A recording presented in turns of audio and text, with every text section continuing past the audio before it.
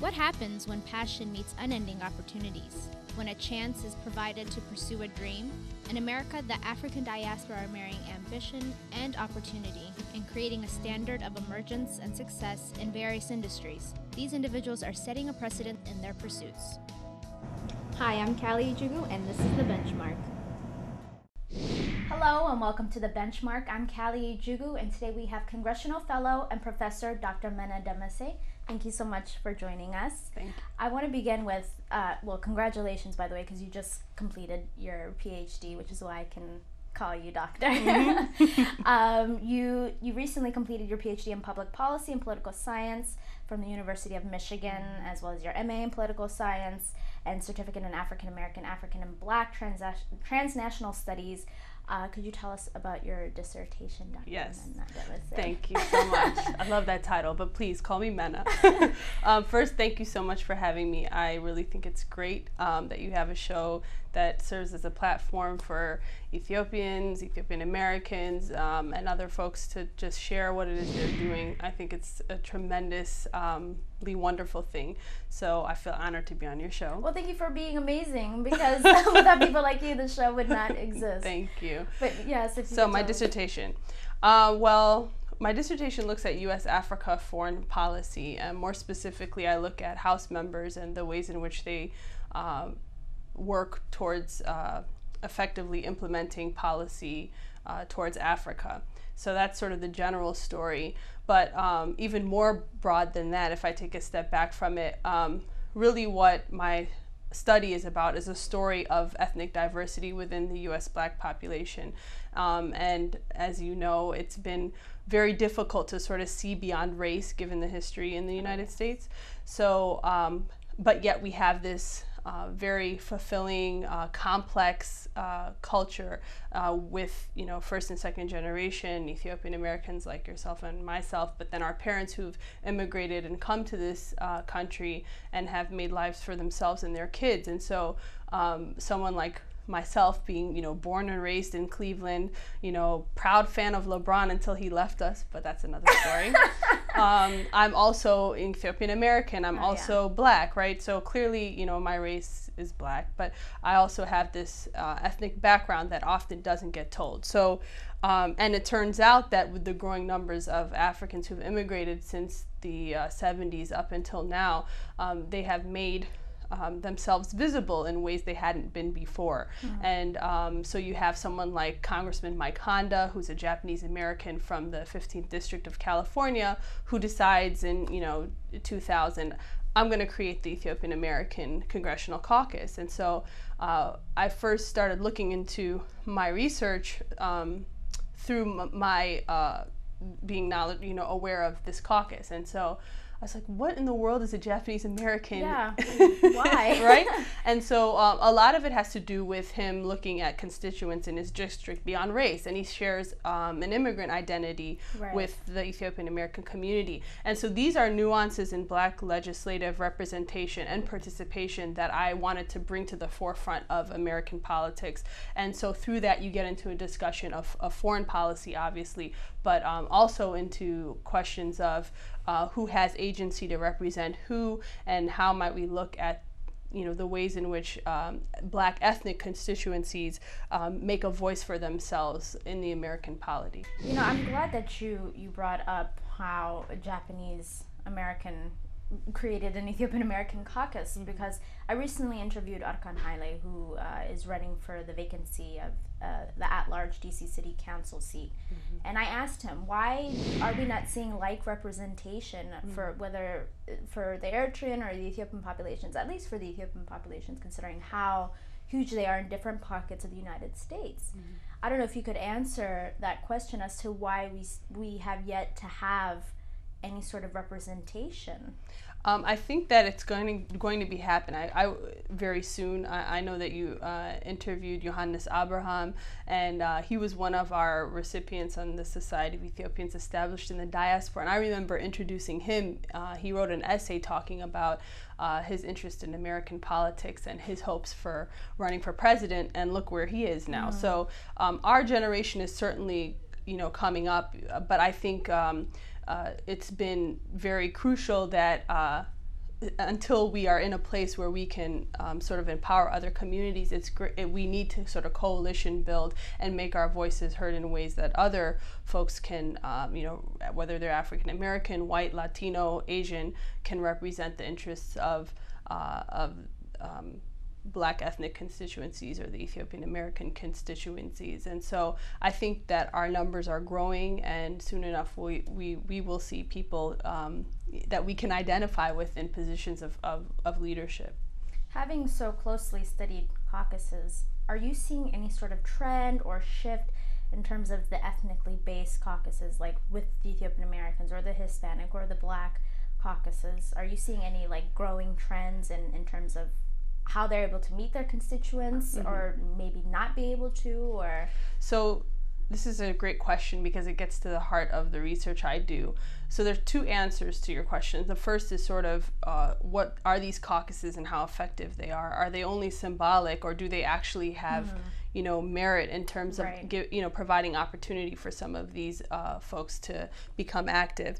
And it's a yes and no kind of story. It depends on how aware legislators have made constituents in their district aware of the caucus. So there is some movement, but there needs to be more research, because there are since 2000 there's been an immense spike in the number of race and ethnic based caucuses on the Hill. And caucuses are really nothing more than these informal voluntary groups that members take on to look at specific issues. Right. But nothing holds them accountable. I mean, they can be dormant for years, they can be very active for years. They don't have to necessarily petition to the interests of their constituents. They can simply be an information gathering type of group.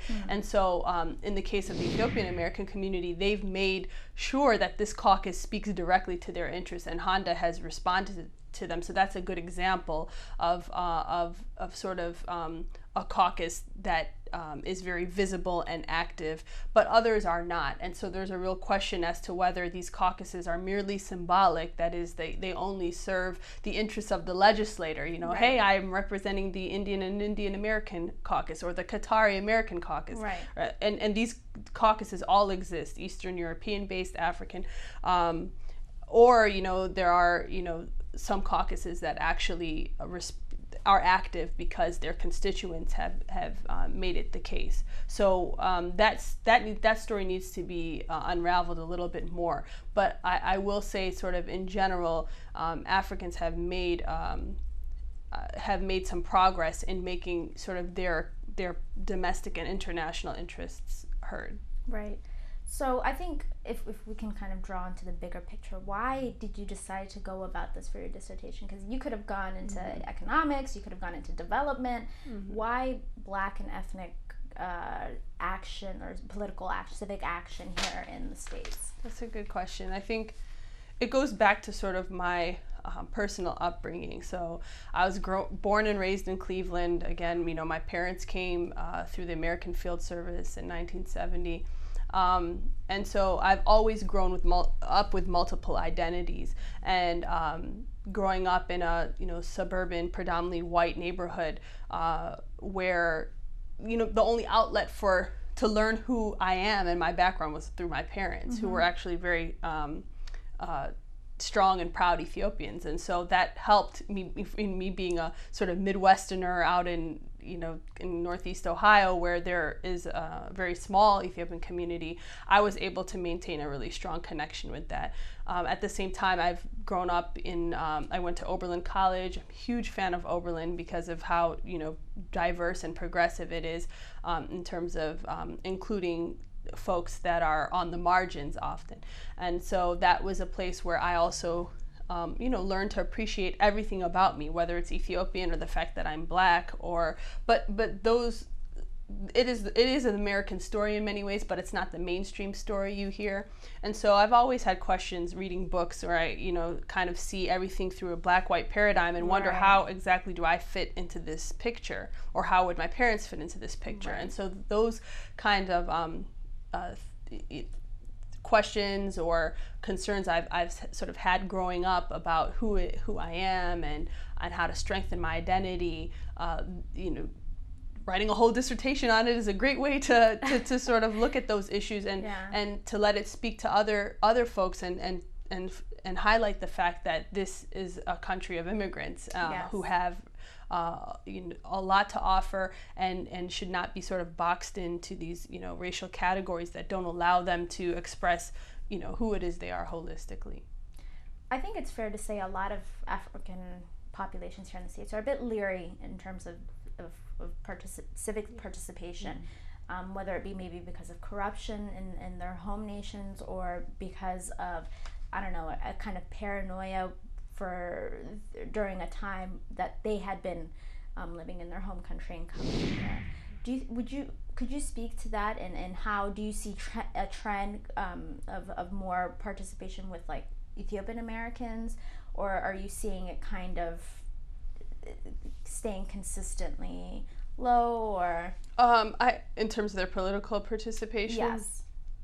I think that one unique aspect I've sort of come across in my research is how politically knowledgeable the Ethiopian community is with Ethiopian politics. Now, that doesn't necessarily mean they agree all the time, but they are, whether they're an engineer, doctor, or actually, or a professor, everyone cares about, about what's going on in Ethiopia. It doesn't matter how long they've lived in America or Europe or wherever, or if they never have a plan to return, they still care. And so that sort of heightened sense of knowledge of the political situation is unusual, especially for in America, where we're still working to get more young voters and more Americans to value the opportunity to vote and be politically active. And so they certainly care in terms of, they have these conversations at the restaurants or at the home, and you hear it all the time, but translating that into becoming more participating more in the American politics system. I think there are sort of key folks on the Hill who, first and second generation Ethiopians and other Africans who've certainly been sort of the bond between sort of the old and new generation, right, of Ethiopians and Africans. But I think I think we are aware and we do care about what's going on in the U.S., especially with the election of President Obama. A lot of the communities, the Nigerians, Ghanaians, the Ethiopians, Eritreans, everybody was very active and showing that they have a voice too and that they're going to make it heard. So I think we will again see those faces spring up more. But I do think people care, and we're seeing sort of a big difference than in the next 10, 20 years than we have in the past 20 years. So would you say that's partially why we haven't been seeing too much representation? It's just a matter of comfort levels and time and assimilation and becoming more familiar with the political process here as opposed to the political process back home? Yeah, I think that, there, with any immigrant community, that sort of first generation that comes and settles, there's always it takes time to sort of make a place for yourself, mm-hmm, and provide for your family, for the next generation and stuff. So, but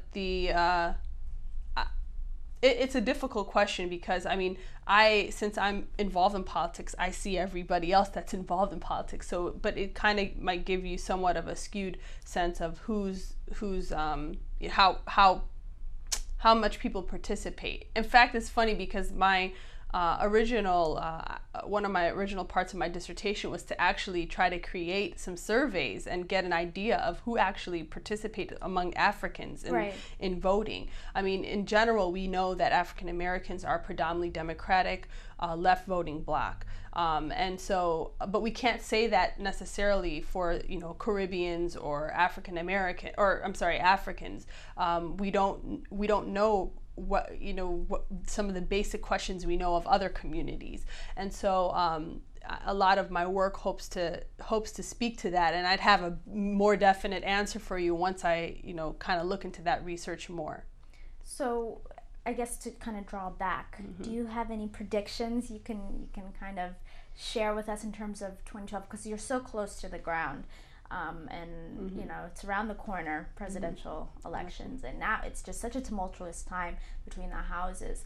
Do you have any predictions on where you see things moving towards? Are we going to have a Republican president next, or do you think that it'll be Obama 2012, or? So I'll put my academic hat on, I guess. I think that President Obama has, there's no question that he has sort of not only defied the odds, but has sort of illustrated the fact that one person can totally transform the way we look at the political system, the campaign process. I mean, beyond being the first, Black president, however one defines that, he's been able to transform the campaign process, a no special interest campaign. This man, he identifies with everyone. His last name is a city in Japan, so they feel connected to him. He grew up in Hawaii, and so Hawaiians feel connected to him. His father's Kenyan, so Africans feel connected to him. He's an American, so Americans feel connected to him. And he's a single. He was raised with single mom, so he really speaks to a number of different communities and was able to connect with them in ways that I would argue other sort of presidential candidates have not been able to do as well as him. I do think he will be reelected. I think hopefully, but he will have to go. It'll be an uphill battle. It's hard to really. On the Republican side, I think they're having trouble finding someone who can actually compete against him. So that's a huge issue. On the other hand, I also think he's sort of dealing with, he came out there with, this change we can believe in, someone who wants to be a bring both parties together. And it's not a coincidence that he's having a tough time doing that, especially now when there's going to be a government shutdown or potential government shutdown because no one can agree on the budget. And here you have a president who, in my estimation, has been overly compromising in many ways, to the point where it's become even increasingly challenging for him to get his agenda across. So it will be a fight, but I think a lot of people still have faith in him to sort of push forward and follow through with his promises. I'm glad that you brought up the government shutdown because, we are in the midst of it. And because you're so closely tied, earlier I wanted to ask you how work was, and I was like, well, how wasn't it? Right. What does it mean to have a government shutdown? The Americans experienced it during the Clinton administration, but because there's a lot of confusion, there's some hysteria there. Yeah. What does it mean to have a government shutdown? Okay, well, basically, it means that we're not going to have any funding for the budget, and so basically nothing's in operation until there's a compromise and an agreement on this fiscal year's continuing budget resolution. There were debates that happened in February during the first round of discussion on H.R. 1, which is the continuing budget resolution, and there continues to be debates. And the problem is that it's so unpredictable. Just last week, I thought they would work it out, and especially with President Obama, who has called the House Speaker Boehner in, and all the Democratic leaders to come in and come to a compromise, which they've been unable to do, and so it's frustrating because it sends a signal to the public that if they can't agree, how are we going to even get our issues on board? But again, funding is critical, and it can be. They have until midnight tonight to decide. Maybe they will, and maybe they won't. But the fact of the matter is, the country is waiting, and some people can't wait because they will be drastically affected by this. So. It's a problem. So I kept alluding to how close to the ground you are, and that's because you are a congressional fellow for the APSA program, and you're the first Ethiopian to have such an honor, which thank you and congratulations. Thank you for representation. What's this fellowship like? What is it? What's going on when you're on the ground? I mean, it's a great opportunity. It's called the American Political Science Association Congressional Fellowship. I'm so happy that I got it because it's the most prestigious congressional fellowship in political science. So, I almost wanted to discuss that when I got mine. But I'm like, yes, this is great. And it's been great because it also showed validation of the work that I'm doing and the importance to other political scientists that we ought to be looking at at these groups beyond race and ethnicity, that is. And so for me, it was a personal, passion of mine to be in a position where I could talk about my research and work on these issues, and so I've been on the Hill starting this past January, and basically you can work in the House or Senate. And so it was nice because I had spent all these years doing this research, and it's one thing to study politics in theory, and it's a completely other story to actually be on the ground and see how things really work. So it's been a great opportunity and a wonderful learning experience, and it's great because you have a real impact on what's going on the ground. Right. So not only, I swear, I feel like you're a one-woman wonder. You are also a professor at the University of California, Washington Center. Mm-hmm. I mean, I have time. I mean, that question as well. But I mean, what's it like being a professor now? Because you've spent so many years as a student, and now you're at the opposite end. What is this experience like for you? It's been really great. I've always dreamt of having one leg in the academic world and one leg in the policy world, and I'm doing what I want to do right now, and I'm so thankful to God for that, because it's been a great experience, and it's given me the opportunity to continue to make the issues I care about relevant. Right. And being I'm teaching at the UC Washington Center as a visiting professor, and my course is called U.S. Africa Foreign Policy and Race and Ethnic Politics, and I'm really looking at the relationship between the independence of African states, the Pan-African movement, the Civil Rights Movement, and how all these events played a role in shaping U.S. policy towards the African continent. And so it's been a real honor to be able to teach at the same time. I love my students. They're great.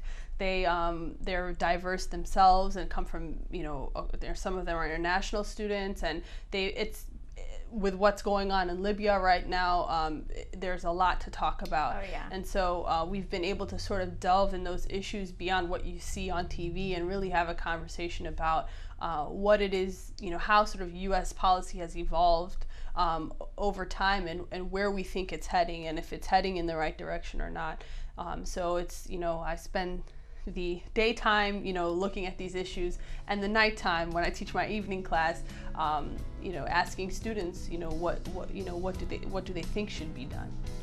Well, unfortunately, we have to take a short commercial break, but we're going to be right back for this great conversation. Stay tuned for more with Dr. Menna Demessie. This is The Benchmark.